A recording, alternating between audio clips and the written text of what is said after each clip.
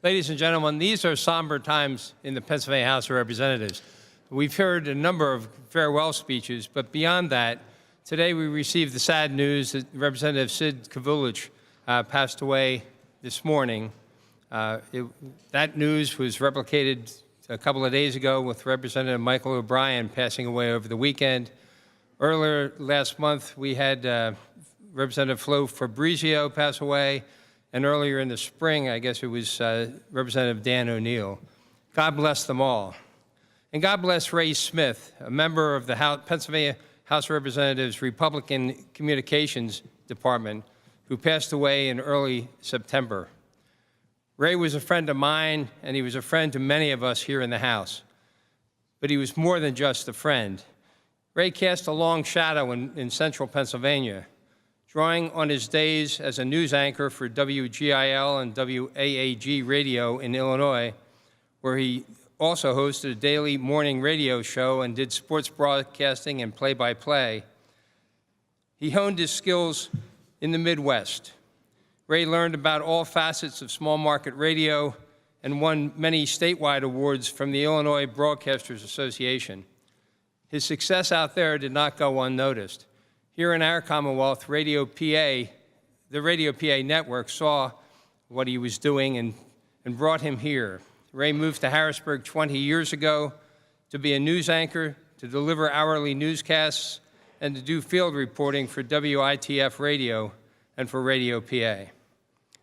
But Ray always had a fondness for politics and the legislative process.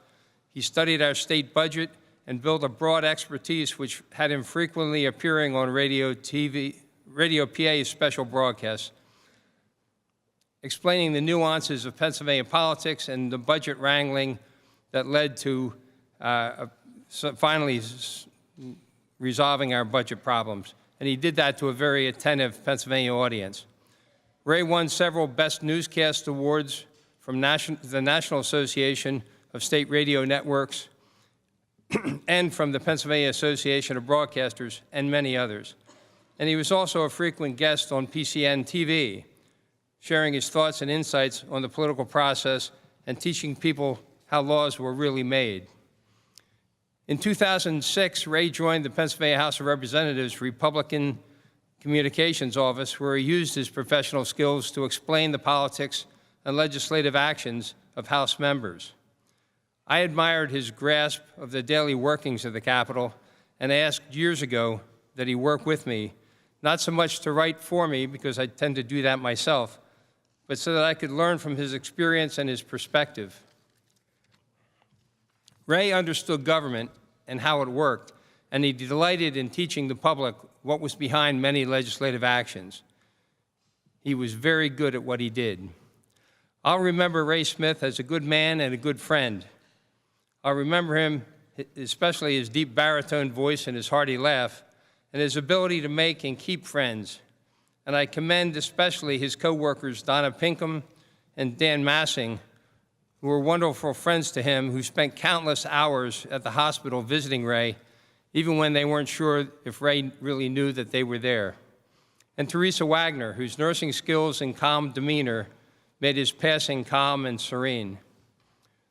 Ray Smith is gone now, but his memory will remain here in the Capitol, in the Ryan Building where he set up shop, and in the thoughts and prayers of so many of us whose lives were enriched by and with his own. Thank you, Mr. Speaker. Representative Helm. Thank you, Mr. Speaker. It is with much sadness that I stand here today to honor our friend Ray Smith. I so much miss seeing his smiling face as he would greet me many a morning when I would arrive on the House floor. Ray was not my communications coordinator, but he was my constituent, and he became a friend. He would be on the House floor waiting for the representatives he served to arrive to make sure they were prepared for the day. If they had not yet arrived and I would walk to the floor, Ray would always come over with a happy greeting and ask me how things were going, and we would talk about events in our community or discuss one of those patriotic ties he wore so proudly, until one of his members arrived, and then he would be off to offer assistance to them.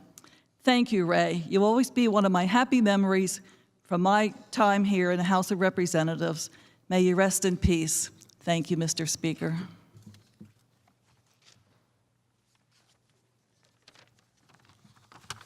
Thank you, Mr. Speaker, and thank you, colleagues, for supporting this resolution to honor the life of Ray Smith and to send condolences to his friends and family. On behalf of his family who couldn't be with us here today, his sister Judy and his brother Bob, I'd like to just relate to you some things that they remember about Ray. Ray had the audacity to be born on his sister's birthday, October 21st, when she was 17. Every year he'd call her, and his birthday greeting was always, "This is your darling little baby brother calling." She will miss those calls dearly. When Ray was 4, he actually liked to chase cement trucks around his neighborhood. Ray's love of hockey goes back to when he was a kid, and he would slap tennis balls through the legs of a table that acted like a net. And to enhance the process, he would spread some of that old dance floor resin on the floor to make it slippier. Ray always wanted to be a play-by-play guy, and he'd watch the games, pencil in hand, practicing his craft. Later on, he was thrilled to travel to San Francisco to broadcast an Eastern Illinois University championship game. His impersonations were greatly loved by all. He could go from Groucho Marx to Jack Buck calling Kirk Gibson's home run in the World Series to Tigger with ease. Ray had a matter-of-fact Midwestern style. My relationship with Ray goes way back before I was in the House of Representatives, when he was one of the first people in the media to take me serious as a citizen activist. Later on, when I was a truck driver and he learned that the company I drove for had a terminal in his hometown of Streeter, Illinois, he would regale me with tales of his boyhood. And Streeter, it's the quintessential Midwest town where the land is flat, the streets are straight, and there's a church on every corner. I was thrilled when Ray became my communications coordinator at the beginning of this session.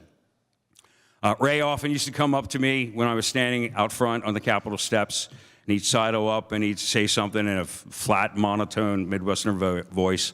And I imagined that when he went up the steps, saw St. Peter at the gate of heaven, he sidled right up to him and probably said the same thing he always said to me: "Can you believe this BS?" Mr. Speaker, it seems like we are losing a lot of people lately, and I find it fitting to repeat here one of my favorite movie lines. And I hope that Ray can appreciate it because it was delivered in the same kind of deadpan Midwestern accent that he had. "We are all travelers in this world, from the sweetgrass to the packing house, birth till death. We travel between the eternities." God bless you, Ray Smith. Thank you, Mr. Speaker.